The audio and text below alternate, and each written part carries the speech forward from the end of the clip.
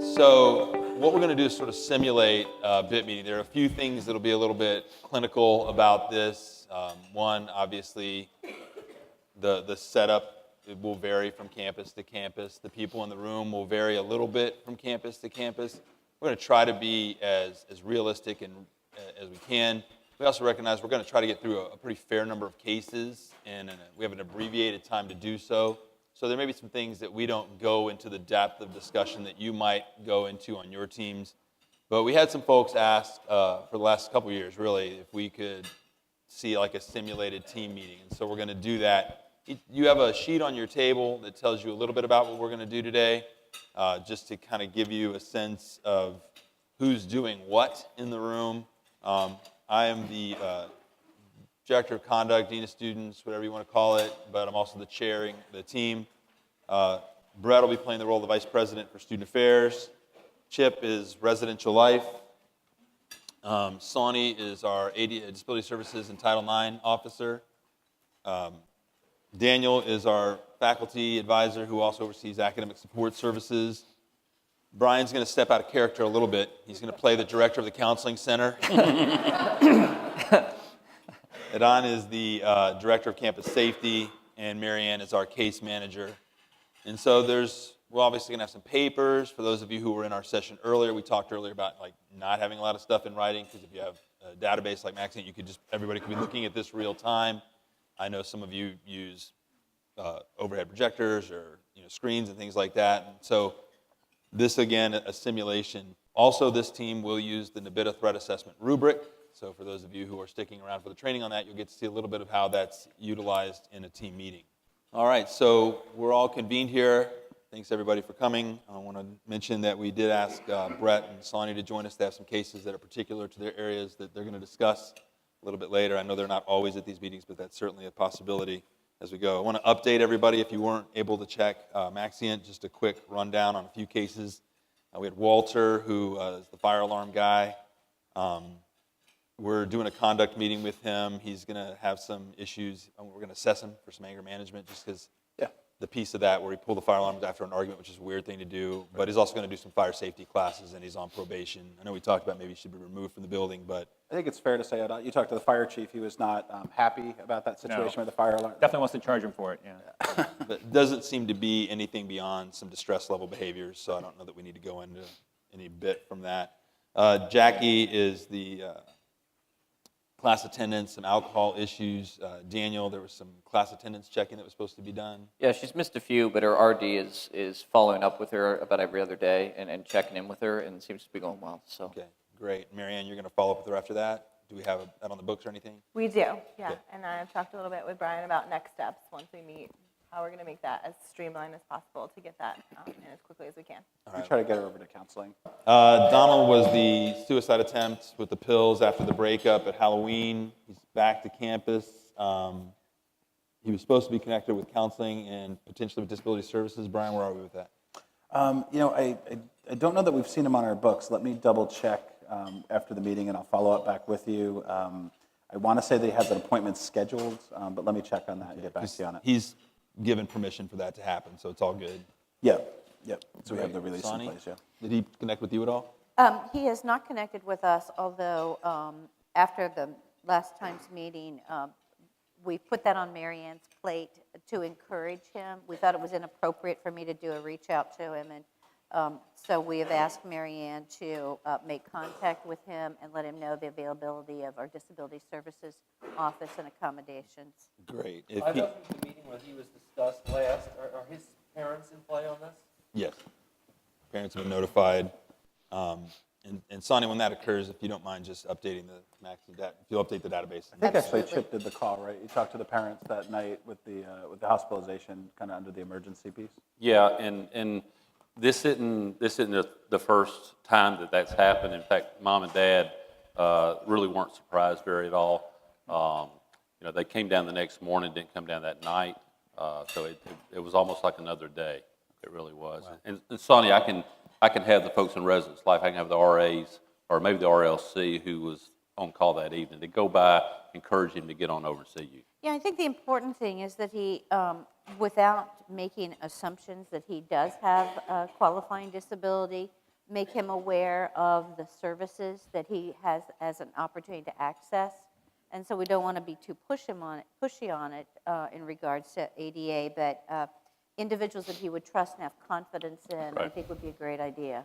Yep. Yeah, and where we are with them really, Brett, is that, once he's got out of the hospital, his risk level's been lowered. Seems to be stabilizing a little bit. But Scott, we actually have him on the books for this afternoon. I just checked with the office manager, so we're going to see him this afternoon. He's following up with you. If he's, Yep. if he's in with you, that's good. If not, I can, take on some communication with the family. Yeah, he has a 2 o'clock with us, so we'll let you know. And if there's anything pressing, we'll communicate back with Chip, too, Okay. the roommate. we've kind of dropped him down to elevated, but if he was not to make that meeting, we're going to escalate him up to the severe extreme. That's going to be a crisis issue. And do we have consents in place so that We we do. know how he's Yeah. doing coming out of the meeting? He Yeah. signed those when he went to the mandate assessment. Perfect. And I think the parents actually might bring him over, too, so they're very involved. So we might actually end up having to separate them out a little bit during that meeting. The fraternity thing is really not a bit matter, to be honest with you, but there might be some fallout from it. The Deltas had that party that made the news, the blackface and the sombreros, the racially insensitive thing. We're doing that from a student organization conduct process, but what I want us to all be aware of is just kind of keep your ears out and open in case there's some students that were affected by that traumatically and how that's running down. I still can't believe that we're dealing with that kind of stuff here. I mean, how about the traumatic effect to the university? Like, fraternity advisors, is there a way to talk to them about this? Yes. All right. Greek life's really going to have to lead on that. I mean, that's how it's going, and I think Brett will push them hard in that direction. Well, and I mean, the faculty are pretty embarrassed, right? I mean, they're looking at this and they're having to answer to their friends why you're working at an institution that does stuff like this. So you're going to start getting some pressure from the faculty unless we can start calming some of this down. And all that needs to be directed to the conduct officer, to Brett. We'll field that and we'll take it up with Greek life. But Okay. I just want us to, for the bit perspective, to be aware of anybody who may be adversely affected by that. You all right? I'm fine. Okay. Dropped his pipe.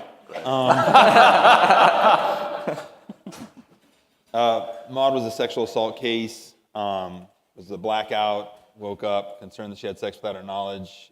Sonny, I know there's an investigation. What's going on with that? Yeah, we've started the investigation. I really, at this point in time, don't see a continuing need for this to be on the bit radar. But we're working with the complaining party in this matter. We've certainly encouraged them to engage campus law enforcement. She's reluctant to do that at this point in time. Yeah, we only have the bare bones on it. Yeah, Scott, we will likely be engaging someone from student conduct to participate as one of the investigators in this matter, to be able to utilize the conduct process in the resolution of it. We're not quite there yet. We're really engaged in assessing information with her and getting a sense of her willingness to move forward on this matter. But I will update the Maxient on this. Again, from my perspective, it is less something that the BIT would have an ongoing involvement with. Okay, let's keep the guy on the radar as well, just so we know. And hey guys, you know how student affairs is, where we got this terrible meeting space we're in. The room's not big enough, so if everybody could speak a little louder, including myself, that would be helpful. It's underfunded, it's the best room they could give us. All right, let's move into our new cases. Sonia, if she needs it too, just the referral to counseling piece, just let me know. I know she's a little reluctant with the process. Yeah, she's reluctant at this point. I don't, in our conversations with her, in our initial conversations with her, I didn't identify any issues related to threats or violence in regards to this. Certainly, there's a lot of behavioral issues and clearly Title IX-based matters, but the connection to the counseling center is always something that we engage in encouraging and support. And Brian, I think through you have the best connection with a victim's advocate. And since we don't have one on our campus at this point, if you could identify on our behalf someone perhaps from the counseling center or someone from the community that could serve in an advocacy role that actually has the training to do that, it would be important. Yeah, I mean, ideally, if she could come in for that first session, then we can make sure she has the referral to the community and the resources there. If not, if she still doesn't want to come in to see us, we'll make sure that she has that number and can, cold call if she wants. Yeah, we'll be encouraging that. Again, because of a reluctance, I think that she's going to be more willing to have conversations with someone in a privileged and confidential environment than at this point going to law enforcement. But we'll try to continue to support her in making those decisions. Okay. Brian, I want you to look into the conduct database too, please, and make sure that, or the MaxStack thing, to make sure that the potential respondent in this case, his name's in there. Just make sure they are not both in the counseling center at the same time. Probably an awkward meeting in the waiting room we Yeah, I'd want like to avoid. them not to be ships passing in the night. If you could just run that through your staff, make sure that doesn't happen. All right, we're going to flip over. One of the reasons Brett's here today is to talk about the Brooke case. This was the Yik Yak bomb threat. Brett? Yeah, as all of you know, we had the library closed down last Wednesday as the result of a bomb threat. I wanted to bring an update to the team and talk it through with all of you. The threat initially came in through Yik Yak. Hey guys, I'm just letting you all know I'm bringing a gun for fun tomorrow, so watch out. Or how about a bomb for the library? Obviously, we reacted to that. We weren't sure what the timeline was, but we closed the library for the day. You've seen the newspaper articles. There's been some very negative press about how we handled it. Police were investigating. The end of last week, with the assistance of our IT department, we were able to narrow down the students' terminal access based on some help from IT and from Yik Yak. We did arrest Brooke B. Yesterday. Local law enforcement did, right out of the residence hall. We'll have to talk about protocol on that later. He's being held on bail at this point. I think Don has been keeping up with the police off campus and can give us an update on where we are so far. Yeah, the Yik Yak was actually amazingly responsive to the subpoena when they heard the content, and so we were able to follow up. We were able to give Chip a heads up just at the last second before they got into the dorm to do the arrest, but the cops weren't really interested in waiting to make the arrest, so they wanted to close it up pretty quick because the media's been on him pretty heavy. So he's still in custody at the moment. They're not releasing much more information at this point. How bad was this in the hall? Well, I tell you, when the police showed up, it kind of freaked everybody out, Yeah. Especially the roommates. Everybody was sitting around, they're just playing video games and stuff. And all of a sudden, the police are in, and everybody is being searched, and they're going through the room and such. It kind of freaked them out. Once they figured out what was going on, who they were there for, they were okay because they say that Brooke is, the roommates say Brooke's harmless, that he does stuff like this all the time, so it wasn't a big deal to them. The ripple, though, if Sarah S., who she's a frequent flyer over with Brian. It happened last Wednesday or so, but then was it Thursday or Friday morning, depending on which way you look, had the shooting at the other school, and between that and this, it really has freaked her out. Okay, and we've tried to push her back up to Brian, but she don't want to go to the library, and she's really freaked out. Yeah. She's called us 4 times. Yeah, Okay. I want us to also note, as we're working through the MOU with local law enforcement, I know we're updating that right now. We hadn't really thought of a protocol for arrests in the residence halls in a non-emergency situation. I think that's something we have to work through, or we're going to re-traumatize some individuals who just see a unit storm the building and don't know why. So let's make sure we prioritize that in the conversations with local police. We can come in and do a program too. If you want counseling to come in, one night this week to actually talk to some of the students who saw that, even just, 10-minute kind of quick check-in. I mean, that might be something that would be helpful. So. And the police have been coming by as well, just kind of coming in and not doing police stuff, but just coming by and just being people, which has helped out quite a bit. Yeah, because we didn't really storm the building. Yeah. Yeah, we didn't have like night vision goggles and ropes or anything, but it did freak people out. Yeah. Let's circle back to Brooke for just a second in terms of, like, what other information do we have about him? Like, this guy is in jail. He's going to get out of jail at some point. He made this comment. What was he like in the hall before? We have any insight onto that? Well, he's a constant prankster. Okay. Okay, always. I mean, he's stuffing the showers with toilet paper to flood the hall. From my standpoint, we get over to conduct or whatever.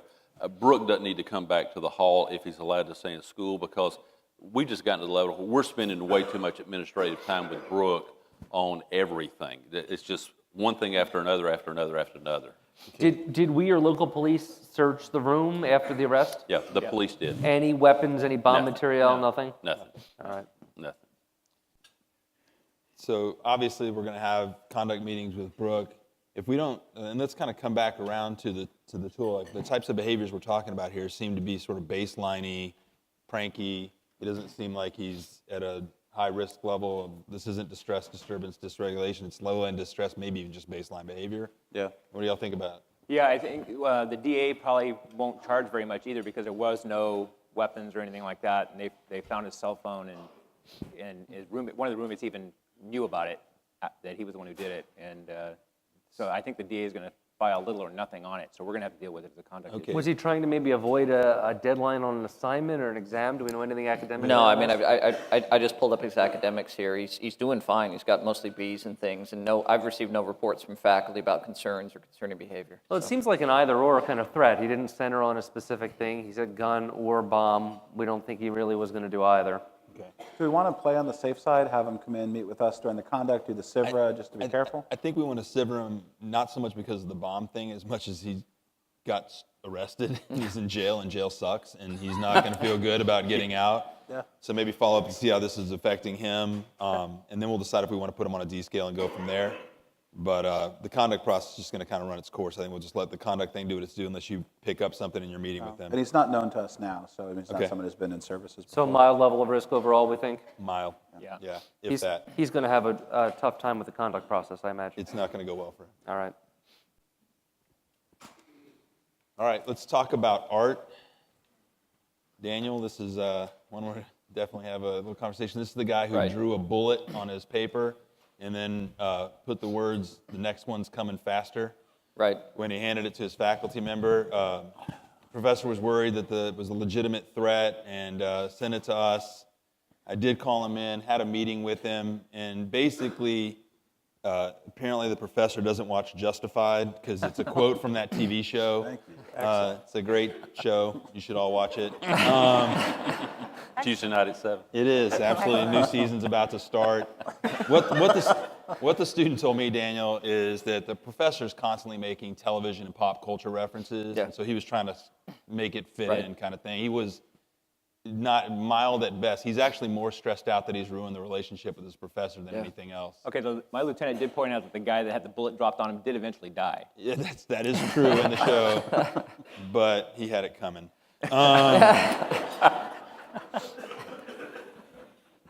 But yeah, he's if anything, he's in a distress level about the relationship being damaged and being Right, well, graded fairly. And somewhat rightfully so. I mean, the faculty member was pretty spooked about it, right? I mean, I think I spoke with the faculty member 2 days ago, and I put some context around this based on what you said about conversation with the student.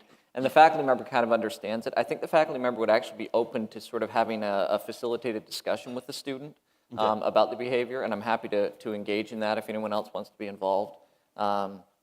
Just to sort of help, almost a restorative practice of sorts. I don't know what thoughts are on that. I mean, Keep this as a bit. I'd like to send it off to academic affairs to handle and follow up. I don't know why we need it within the bit. Yeah, I don't think this, at best, like I said, mild distress. This is more academic and conduct. Yeah, Unless- we did write a threat case and send Okay. it over, but. Yeah, I'm gonna kind of hand it back over to you, Dan. If that's all fine. right. We'll take it. I'll follow up with y'all next meeting just to let you Brian, know how it are went. you good with that? Yeah, no, I'm good. Whatever you guys need for support. I just think that anytime you get the bullet kind of thrown in there, if you get the nervous professor, that's going to Yeah. be one of the concerns. So, if we need to do more with him to check Yeah. in, happy to do it. But Yeah. I mean, it sounds like this is where I mean, we're kind of lucky here. The faculty member, I mean, initially was a little taken aback, but he's a pretty cool character. So I don't think we'll have any issues moving forward with it. He's been binge watching the show now. Once he you got the should. context, absolutely. I think it's one of those cases that looks like a moderate level risk. When it initially comes in, we verify there's no threat at all, and we send it elsewhere. Baseline, Fine. low end. Yeah. John is the guy who was peeing in the bucket in the hallway and got transported. He ended up having 0.25. He was vomiting. Do you have problems with the bathroom, Chip? They have to use the buckets now in the hall. Is that... Wait, well, everybody gets a bucket on check-in. Okay? Yeah, just in case. All right. I'm just glad he used a bucket,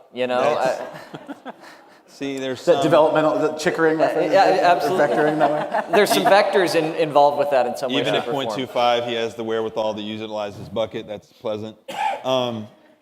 Chip, you talked to his parents, the emergency room protocol stuff. Where are we at with that? Yeah, when it happened, because he went on to to jail that evening, and I called you, and we talked about talking to the parents and with FERPA and all those issues involved. So I went ahead and called the parents, and they came down. They were more concerned about than anything, is he going to be kicked out of the dorm? It was again interesting. The parents are just interesting today. So more concerned about him being kicked out of the dorm than the behavior itself and what might be going on. The drinking involved is he going to get to stay in the dorm? And said that we will be talking about that later, and then also referred to Brian, because it's not behavior that we really want in our dorms. I mean, that's not where we're headed. Yeah. It's frowned upon? Is that So what you're saying? It's frowned upon. Frowned upon? It is frowned Excellent. upon. All right. In looking at this, I mean, it's a disturbing behavior in that it's pretty significant level of alcohol Right. abuse. Is there anything unusual about the transport, Don? Well, no, he is underage, so that was a piece. He was a happy drunk, and because it's not a public hallway because the public doesn't have access. He got transported to the hospital and not arrested. Okay. So there's no crime issue on it, other than he didn't swing anybody, so that Right. ended up okay. Is this his first time with this kind of behavior, right? Yeah, As far yeah. as you know? Okay. Yeah, it is. It is. RA's normal guy, gets along. Yeah, easy. and again, he just has got. This is his first semester here too. Okay. So we don't really have a whole lot more on him, but yeah, good guy. Have had no problem, but hey, one of those nights. Do we want to, Brian, do we want to steer this guy toward, I mean, it's a disturbing behavior because of the level of intoxication, so that's going to elevate his risk a little bit in my world. I mean, I don't want to jump on top of the conduct process here, but I mean, he's someone I'd love to probably 2-session, do sassy, kind of get a picture of his normative drinking compared to other people, maybe do some basic stuff with him. Probably 2 sessions required, no choice. That's going to be my pee in the bucket rule in the hallway. This is the this is the natural consequence of that. Right. But do we want to do that from conduct, or can we use BIT and reach out and just kind of nudge him that way? Your call. I'll meet with them and do the work. We just got to figure out how you want to get him into us. I don't know. If he's a happy, Well, he's going to end up with a conduct piece anyway because he's underage. Right, And there's and- the whole bucket thing. Well, It'll be and low I don't end. want to not have a conduct piece, but I mean, the guy standing in the hall peeing in a bucket. Yeah. I don't think we can just kind of say, well, no. I think we've got to put Yeah. a file in a folder somewhere Well, and you start and a paper I will trail. do the conduct piece, but what I want Okay. to see is, do we want to see if he'll nudge himself, if like Mary Ann reaches out to him and does a nudge from a case management perspective, as opposed to us sanctioning him to an alcohol I evaluation? can't believe we're spending this much time at the meeting on this peeing in the bucket matter. I think, Mariette, you feel comfortable talking to him don't about the have to bucket. Absolutely.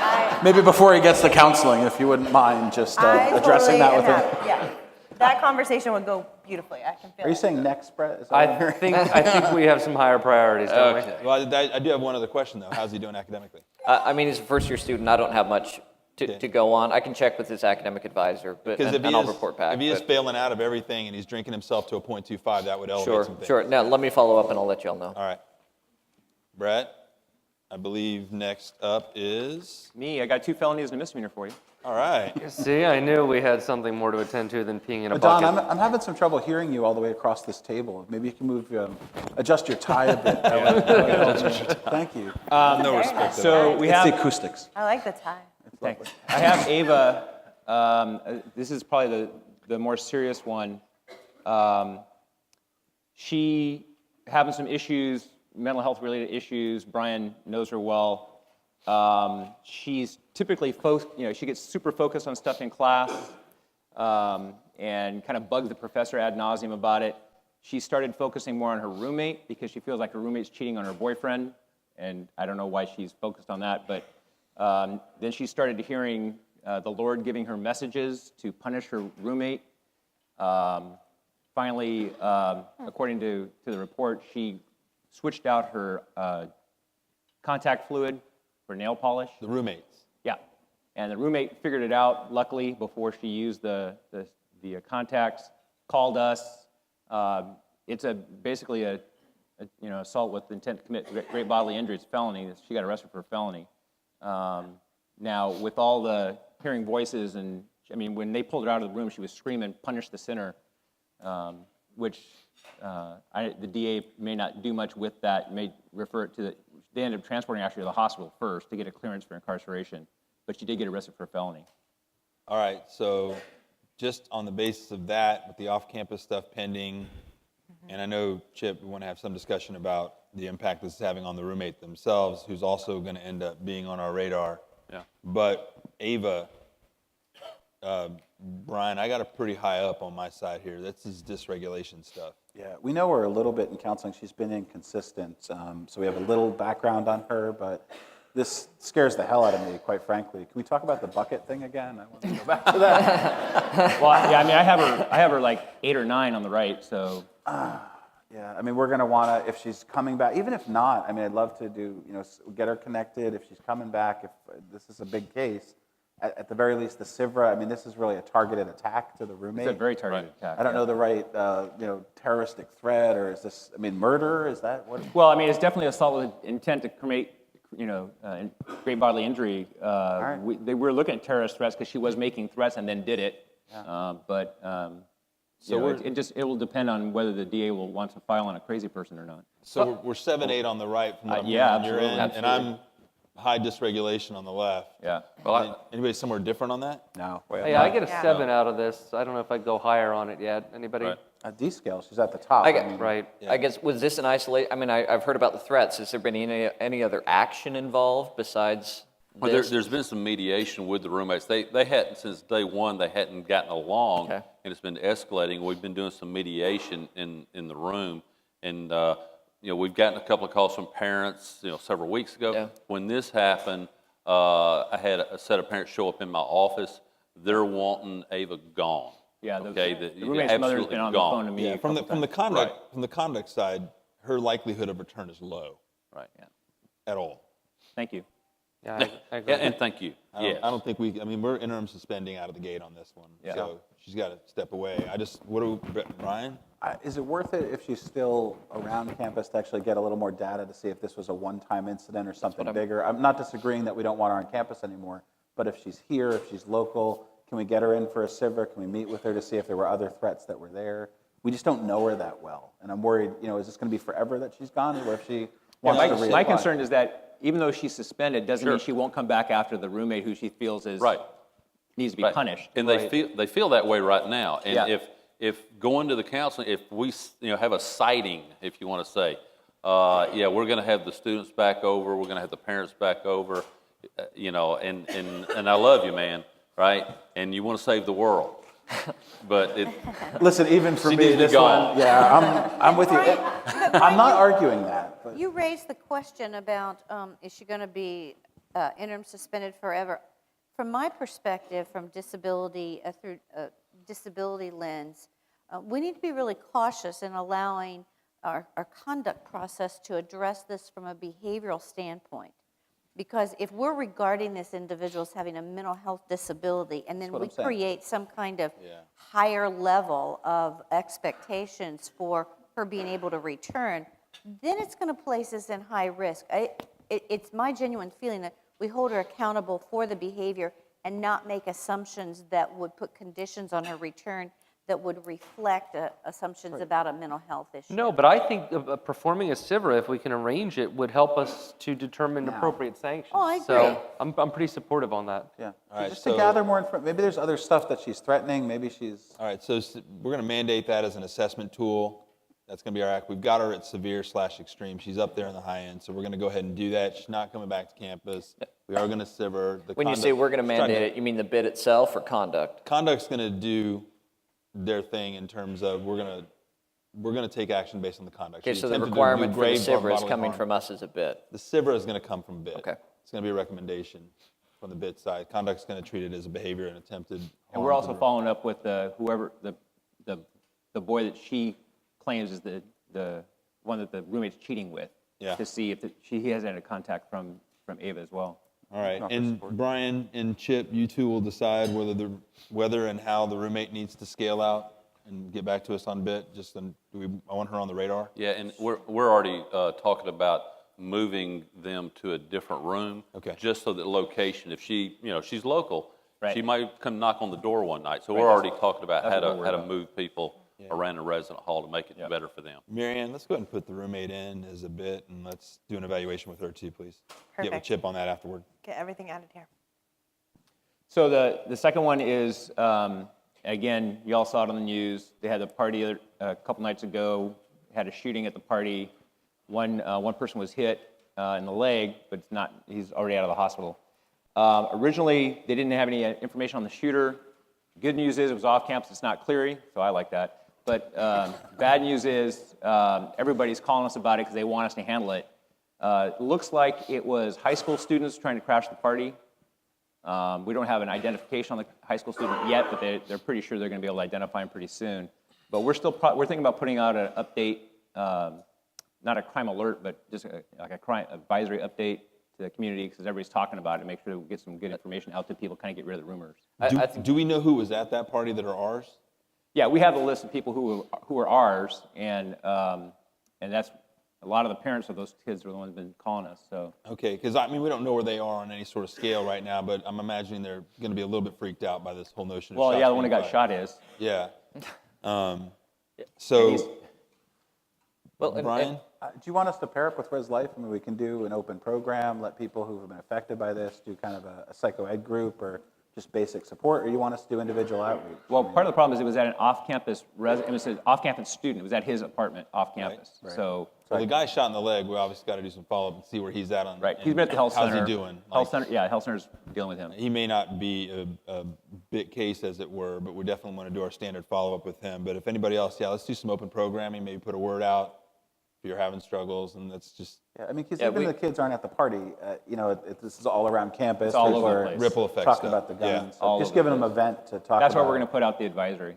Okay. Yeah, so I think that would be very valuable, and the faculty senate is, Brett, the faculty senate is actually asking that you and perhaps Don come and talk to them. I mean, we've got the bomb threat and the shooting back to back. There's a lot of concern about that. Yeah, But with the student that was shot, we've taken accommodations for the Wait till student. they find out about the bucket. Right. That'll be it. Really?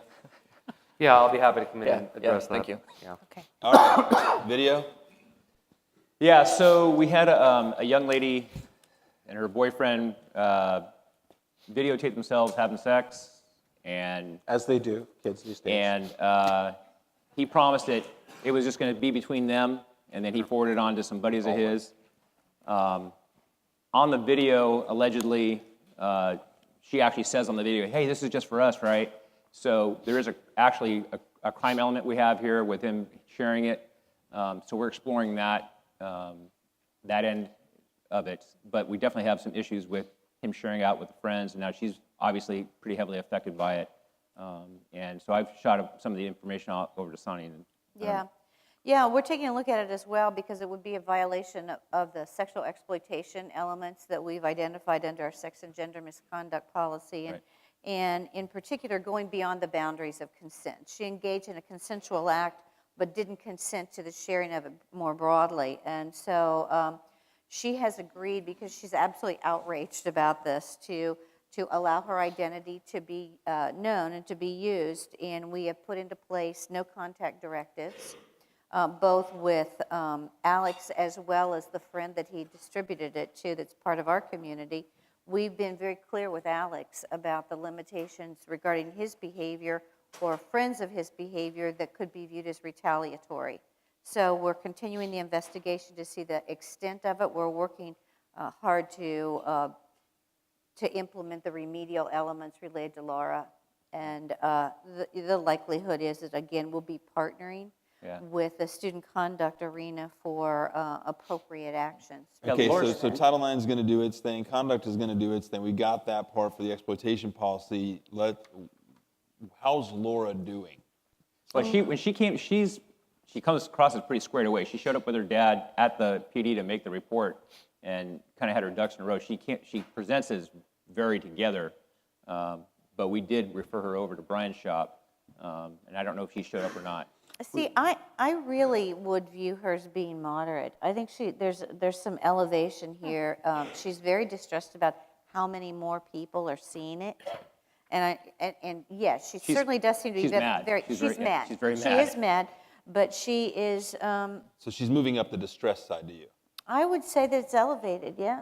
Yep. You went from moderate to elevated in like No, 1 I'm second. sorry. It elevated to Okay. moderate from mild, yes. yeah. So you're at moderate. I'm at moderate. She's pissed off moderate. Yeah, so I'd say she's pissed off moderate, yeah. So high distress. Yeah. Anybody got anything different? I mean, it's just going to be soft referral to counseling at this juncture, right, Yeah. Sonny? We've actually seen her once, and she's connected, but let's give it some time. Okay. All right. Thanks. Let's move on. Chip? Yes, sir. We've got a tattoo situation, and tattoos are they're everybody's got one. They're against policy, right? Yeah, and Brian's our biggest. You got a bucket? I'm gonna.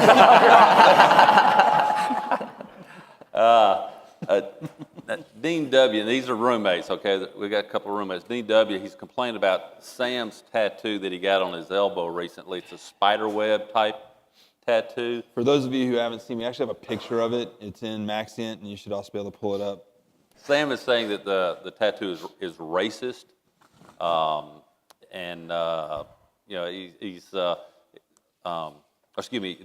Dean's saying that let me back up.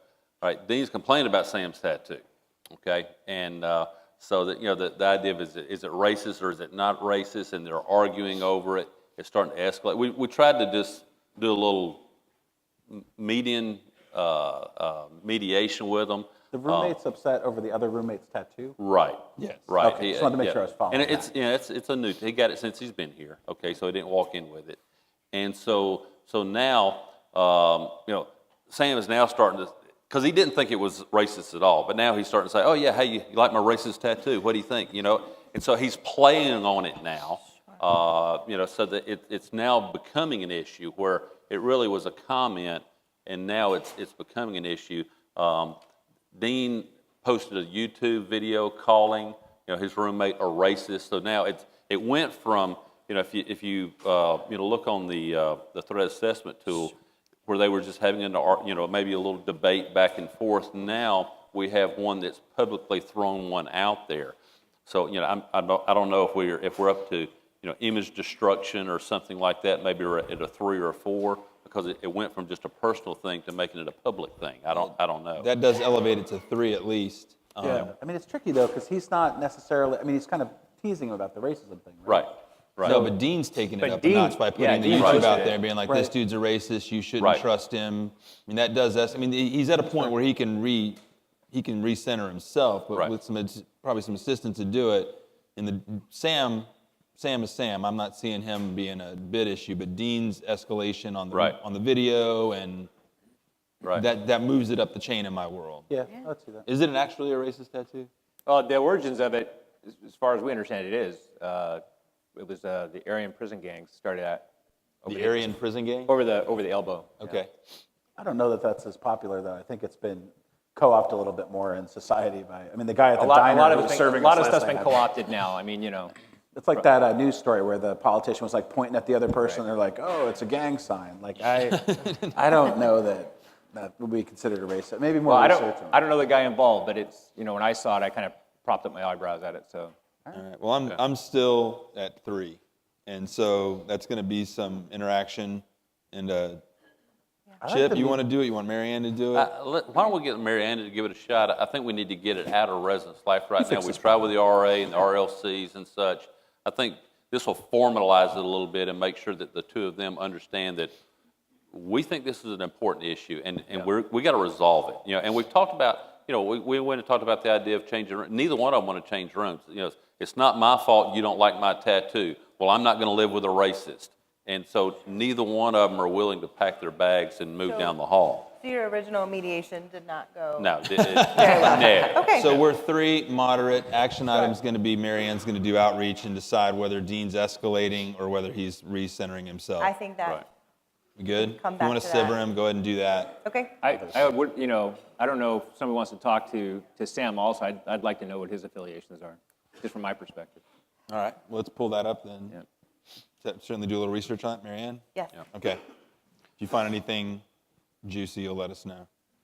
absolutely. All right, Chip, what about Jason? Yeah, well, Jason, he was found with pot in his room last week. Jason's arguing that he should be able to have pot in his room because the state that he lives in, it's legal. So it's, that's his home state, and we need to go by his home laws. I don't think, that's not going to go over very well, though, is I it? think that's how it works. No, That- and, well, he also has a California medical card too, so he's covering all of his bases. Okay. Yeah, but we don't do the medical No, card we don't either. play that. Yeah, don't play the medical card. Okay, and again, it's in the Residence Life Handbook, it's in our student code of conduct. This is not our first ride with him either. I'm sorry? This is not our first ride with him either. Oh, really? Yeah. Okay, I didn't know that. Yeah, we had him in this car with some marijuana before. All right. So his civil disobedience aside, do we have any reason to believe that he's escalating up any scales? Or is this just a kid who smokes pot who sees himself as the civil rights From a grade fighter? perspective, I mean, he's, about a C student. It's nothing stellar, but that's what he's been all the way along. It's nothing has changed. I don't see any shift. He's pretty active. He does a lot of community organizing. Right. He had a couple of protests on campus and Yeah. stuff. And he's getting the school newspaper, he's got an article out, Yep. so. So he's baseline. He's just a crusader, right? Yes. We're not- okay. And he's not targeting anybody? Nah. No. All right, so Himself. conduct will do what conduct does, and we'll run it from there? Is everybody good with I'm that? good. That sounds good. All right. I'm good. Let's see. Brian, you want to talk about Violet? No. No, you Yeah, don't? no, I do. We should. You don't? But let's save her for the end because she has that the suicide. But she's still in the hospital. But let me come back. Okay, To that. okay. We'll circle back. Sonny, we're finally around to the one. Yeah. Yours. So I wanted to make this group aware because I believe we're at a point of needing bit-based analysis and input. I had a referral made to me from students based on student Finn H's behavior in the classroom. He got very angry at his female professor. He, during one of the discussions in it, he stood up, he yelled at her, said, "I don't have to listen to any dyke professor try to tell me something about politics. I've lived politics in the war.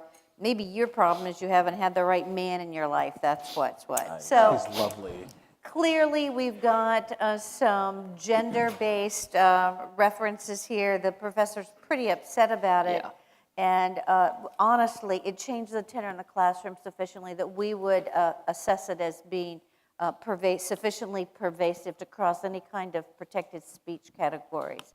The reason, however, that I brought it into this environment for discussion is I wanted to let the BIT group know that this young man has a history. He's a war veteran. He has had 2 tours of duty in Afghanistan. He has just returned from his most recent tour of duty. And frankly, he's having some pretty substantial difficulties in his interaction with other students, as well as in a lot of his other classes in terms of his outbursts, in terms of where he insists on sitting in the class, and he will order another student to move away from a certain seat so that he can sit Is he there. active combat? Do you know? Was he like? He was in active combat, yeah. I Might be did- dealing with some trauma stuff with him. Yeah, I certainly didn't presume to make any assessments based on that, but because when this was brought to our attention, there were these other elements accompanying it that I felt that the partnership between Title IX addressing it from the accountability standpoint, and frankly, we've got a lot of work to do with the class itself and remediation of that broader population as well as with the professor. Daniel, I think I'd like to get your thoughts on this in regards to the Yeah, I mean, professor's response. and- Real quick before we Go to ahead, please. Sonny, is he registered with Disability Services in any way?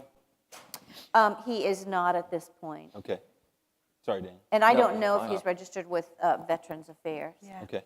Yeah, no, I mean, I've been approached now by 3 faculty about the student just in the last week. I mean, word spread about this incident within the department, and more faculty came forward and have indicated, one of the faculty members said to me, "Look, I don't want any vet going postal in my room," and asked me if he had access to a gun, and so one of them has even said, "I don't want him back in my class." So there's some issues here. I think there's a little bit of overreaction going on. Sure. But, and possibly even discriminatory from a veterans protected standpoint. But I do worry that we got faculty who don't want this guy in their class. But he's not signed up with our Veterans Affairs office, No, so all not of his that I'm aware. active military status that we're getting is self-disclosure. Yes. So we don't know 100% if that's even true or not. Well, If I think if it he's is, getting but- any benefits at all, we could look at the DD 214 and he's see got- what type of See his aid, discharge he check his had. aid, yeah. Well, from my perspective, I mean, in addition to holding him accountable under a Title IX framework and focusing on the remedial support for the individuals that were subjected to his unwelcome comments, is based on other people's commentary, I feel like I'm viewing something that goes beyond a Title IX-based issue, and that the BID is the best entity to begin addressing that and dealing with that. So I'm happy to be involved in whatever way I can, but I believe that this is a bit-based matter in terms of the behavioral I'm part. trying to circle us back to identifying his behaviors, and it doesn't sound like he wasn't particularly pleasant to the faculty member, clearly, but is he disturbed? Is he out there and we think this is off kilter, or is he just a misogynist? I mean, it was the situational stressor that caused the outburst seems to be just the faculty member. The faculty have said that he just sort of, he tends to get really anxious very easily and then has little outbursts and sort of,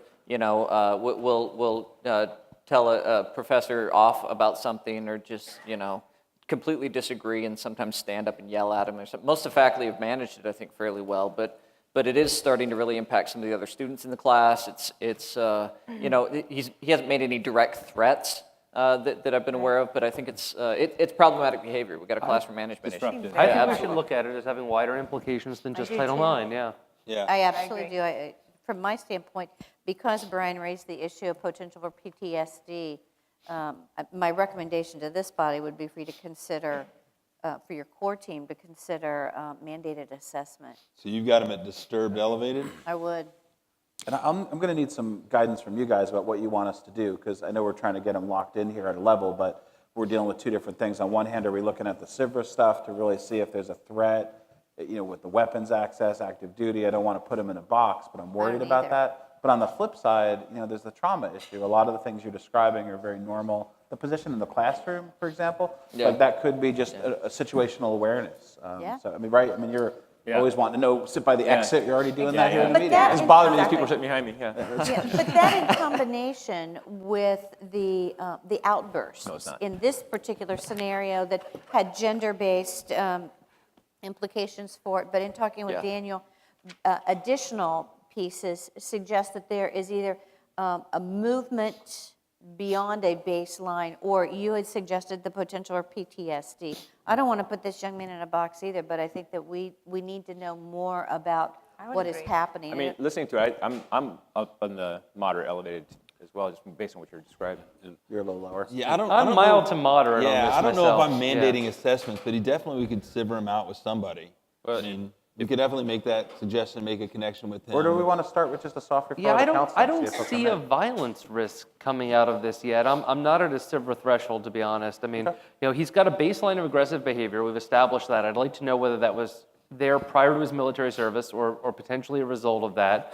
I now see him, verbally attacking a faculty member, which to me, puts him on the D scale at probably at least a distress level, maybe a little bit more. But I'm not seeing anything higher than that because it's consistent with the baseline that we know so far. Let's do this soft nudge. Let's soft nudge him into some counseling or towards counseling. Marianne, can you get a heads up with him? And Chip, can you do a follow up to see if he actually is a veteran? Sure. Can we all agree that if that's made up, we're going to escalate him from there? If it's made up, yeah. Okay. Yeah, I mean, I'm worried about if somebody doesn't get out of his chair. I'm worried about I'm that. a little concerned also, Daniel, we need to get back together with you from the conduct side on this whole issue that's been happening in a lot of classes, and this is like the first time. What do I go conduct's back hearing and tell about the faculty, right? I mean, it's great that we're going to do a soft Ask nudge, them to but I start- got 3 faculty ask telling them me to they start don't want him in the reporting class. it. You know, that's gonna be a conduct response, and so why don't you and I follow up with that after this? And I want to keep that separate from this meeting. Scott, we can't do a mandated assessment unless we do a conduct, right? No, we Otherwise, could- it's going to be the soft reach.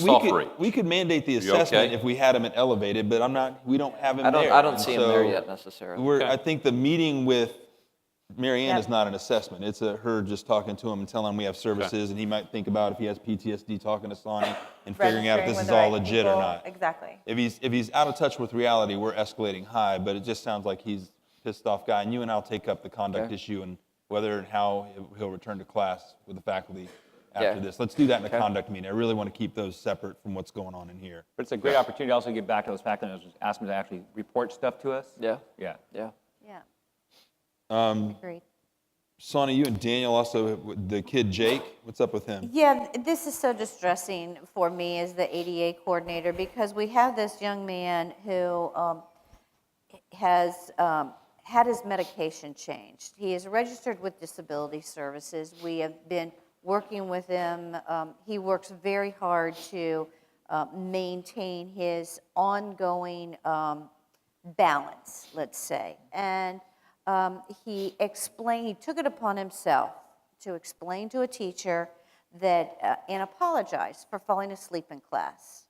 And, he shared with the professor, which he's entitled to. We would not have done that, of course, but he shared with the professor that he had a medication change based on his diagnosis of being bipolar. And the professor went ballistic. Yeah, I mean, the professor basically, I mean, I've got it, he wrote me an email and just said, look, I don't want this crazy kid in my class anymore if he's manic depressive. For And changing I don't know if minds. this is hypersensitive faculty week or, maybe we should get them all a bucket and tell them Yeah, to get calm 'em a down. bucket. But Yeah, where's the bucket? Seriously. Now we have something to do with the bucket. or what leads to the bucket, right? I mean, maybe. We got plenty, I mean, Oh if my God, every let the time a bucket go. Yeah. If Back, every back, time come a on, student substance. falls asleep in class, Right. he's going to be referred to a bit, that would keep us very busy. And No.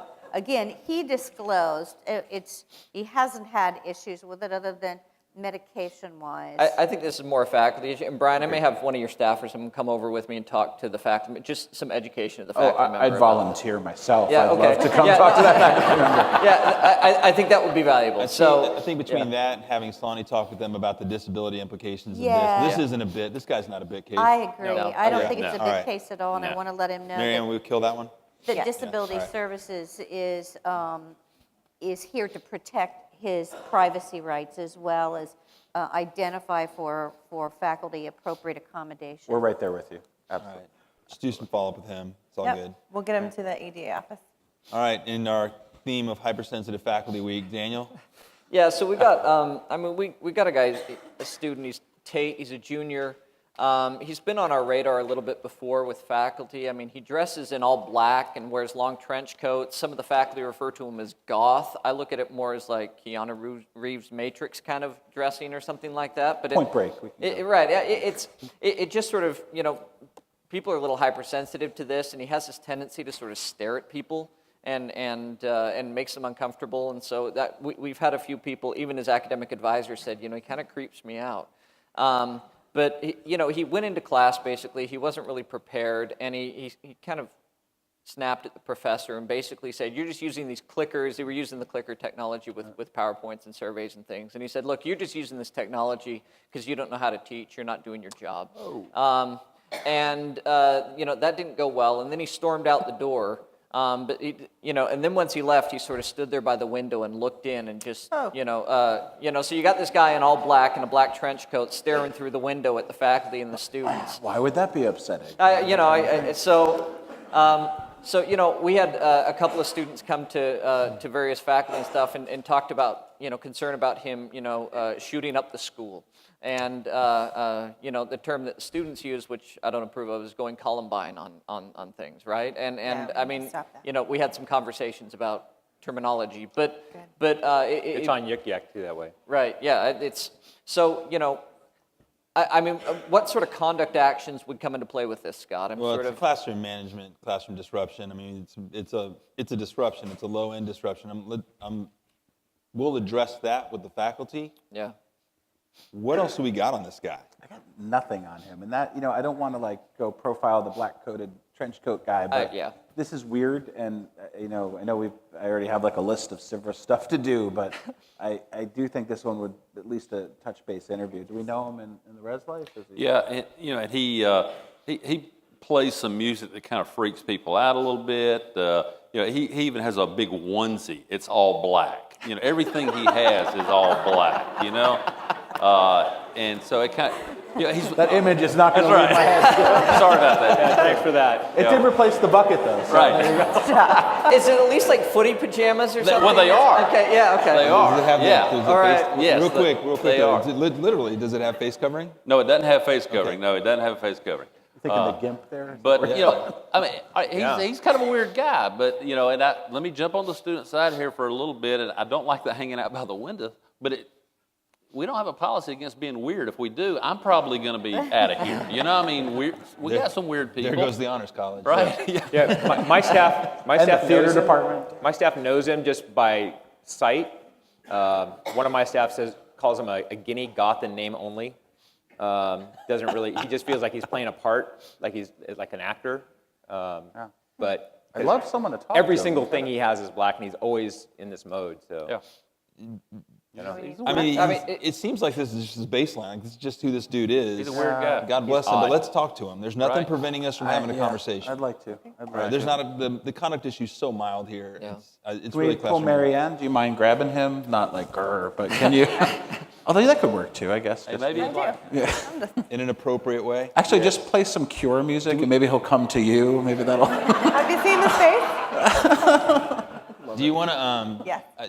Just so we don't, if he is a little freaked out by this, I don't think, given the low end nature of it, given what you all know about him, Marianne, why don't you partner with his hall director, RA, so he's not just has some I know stranger the walking guy. up to him. Okay. I like hanging out with weird people. Not that I'm weird, but I like hanging out with weird. I want to get to know him. So again, he's not a bad guy. I'm writing this down. He's just he's a little strange. But he's not a bad guy. Scott, it might be helpful. I know you do a lot of classroom management stuff with faculty. It might be helpful if you have a conversation with the faculty about how to handle stuff like this. We'll do another workshop, see if Yeah. they show. Maybe Yeah. we'll do I it. think it'd be Let's do it departmentally. Maybe that'll help. Yeah. All right, getting back around. Brian, we'll talk about Tyler. Yeah, you want to do Violet first since we started with her? I mean, I know she's on the list. Let me just jump down to Violet for a minute. This is a student who had a lot of Facebook, social media stuff going on, posted on Facebook some suicidal comments. And then it's the one that, Chip knows actually more about the details of this case. She was up in the shower saying she tweeted, I'm going to commit suicide in the shower, goodbye. And unfortunately, or fortunately, some of her friends found that. Then they talked to her about it, and this is the Zoloft pills. She said she took about 25. As you know, Adon, we had a transportation to the hospital. She was admitted. She's still there. So, I mean, this is kind of it's a big case in that it had a huge disruption to everyone who's living in the hall. At this stage, she's in the hospital. Mom We and have dad are some in the plans. Yeah, mom and dad, they're in. Chip called them. Yeah, and and the thing about it, this has been going on, and she's been threatening to harm herself. We didn't know until to the evening of the incident, but her roommates have been kind of doing around the clock kind of vigil. Somebody's been staying up. They just swapping out during the day. Somebody has lunch with her, and we found it. So the roommates are taking care. Now, then the other parents found out. I got some other parents that are kind of ticked off because they didn't send their kid off to watch somebody else's kid. Yeah. right. Yeah. And so that's turned into a whole another ripple going out. Yeah, we probably need to stop doing that. Yeah. Yeah. Or, that's the refer. This is one of the things with, I love the tool, I love everything about it, but, we identify these things early on. I mean, Right. if we got this girl into counseling before, Right. and I'm really for pushing this, Yeah.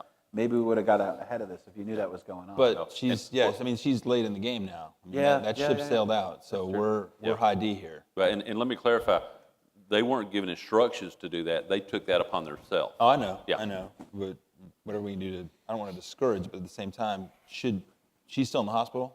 Yeah, and we don't know her. Right. So, I mean, she's someone that's going to come back in. Right. Probably the day she's discharged. We're looking, at this point, probably Monday or Tuesday, she's going to come out. Yeah, just for some context, a lot of times we'll take someone to the hospital and they'll kick them right back out. They get back almost before we do.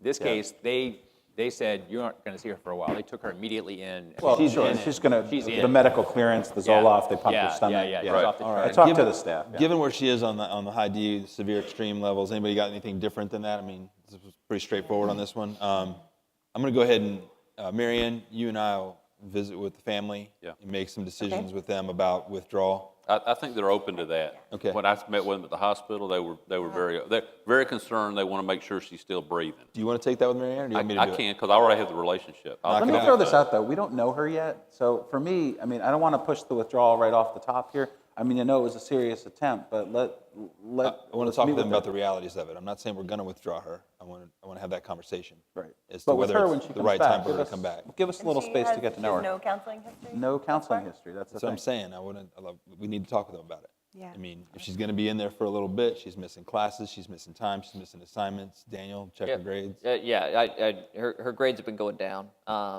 And Those are all things that we can do with an incomplete, we can get the assignments to her. I mean, she's missed 2 days. We can do that with the family. We'll talk I've through spoken with the faculty. I didn't tell them the gist of it, but they're all cooperative. They're willing to do whatever. You know, I said, look, students having some personal issues, and they said, let us know how we can help. So that's I positive. mean, Bucket Boy missed more classes because of his alcohol intoxication, and we're not talking about withdrawing him. I mean, I get that it's serious. Well, Bucket Boy may be withdrawn in a different fashion.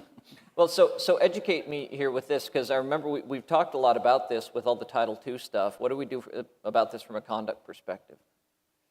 You know, Right? Because, I mean, we can't really force withdrawal at this point, can we? I want to see how they respond and whether it's the right time or not. I mean, we know that we're going to probably, given the nature of the disruption, that we might have to approach it at some juncture. Yeah. As it disrupted the building, it's disrupted our residents' I mean, it community. seems to be disrupting But I'd like to go in so. soft first. Yeah. Well, and you know, we had one last year very similar and met with the parents at the hospital. They were ready to take her home as soon as she got out. Okay. Well, then after a little bit of time, then mom and dad are like, well, can she stay? Right. She wanted to be right And back if we in. do remove her, are we going to get all our money back? And so they started running through all that. We So can you don't know where work you're them gonna through the be. money. We can work them through Right. the eyes. We can work them Exactly. through the W incompletes. Whatever we want to work that magic with them. I want to explore with them and her Right. whether they think it's a good time for her to stay or go, and let them sort of drive that train right now. I don't think she's in involuntary withdrawal land right now. And we've been through this before. I mean, I get what you're saying, but let's not let the parents just make that decision. We gotta get some feedback from her too about what she wants. No, we're going to engage with her. We will. Softy. I just don't want to still kick has- everyone out of school, Scott. I guess that's Just the bucket kid, right? Just the bucket kid. Maybe the nail polish as well. Yeah, Are we she's going to be okay retention-wise with our salaries after we kick all these people out? I'm kind of concerned. Marianne, I have some news for you. Our case management program. might Are have you to kidding? undergo- She's got job security. You've Yeah, seen it's this true, list? yeah. I don't want to be, gun shy is not the right word, but I don't want us to hesitate Especially. on the need to withdraw someone if we need to, Yeah. just because of the ADA issues. There's been a lot of guidance starting to come out from the Department of Justice. I've been reading about it lately in terms of legitimate safety risk provisions that I think give us some leeway. Okay. So we'll cross that bridge when we need to. This is a big case at the end. I just got one more. Unlike last week when I had 12, there's 2 this week for me. This is Tyler, which Daniel knows about. This was a odd case. Basically, off-campus student coming into the cafeteria, some really weird. He jumps up on tables, he does like somersaults and rolls and things and like rolls up against, he pretends like he can jump really high, right? Like he's sort of superhero video game style, and makes noise and peeks around corner. I mean, it's sort of like quasi superhero villainy Yeah. behavior. What else are we? I mean, are you getting reports on this kid too? He's found no supervillains yet. But He has no what? He's found no supervillains Okay. yet. But Right, well, he is, again, our staff knows him. He does a lot of Call of Duty stuff. Is this the exoskeleton kid? Yeah, yeah. it's Okay. a skeleton kid. Yeah, that's him. You know it's a good simulation when you have the inappropriate nickname for the student. That's right. So he's someone that we've had, again, a brief connection with in counseling before. He's not showing up for his appointments. This is one I'm really going to kick back to the team. I mean, clearly we have some mental health He's stuff. taken in his classes. He's really, at this point, he's at risk of going at least on academic probation. He's below a 2.0 right now. Do we have ADA stuff with him? Is he involved? No, he is not signed up in Disability Services Office for any kinds of accommodations. No, the one thing we had a call on him last Thursday. I guess he wasn't in class. He had the headphones on playing, and he was screaming and cussing at the video game. But you could hear it.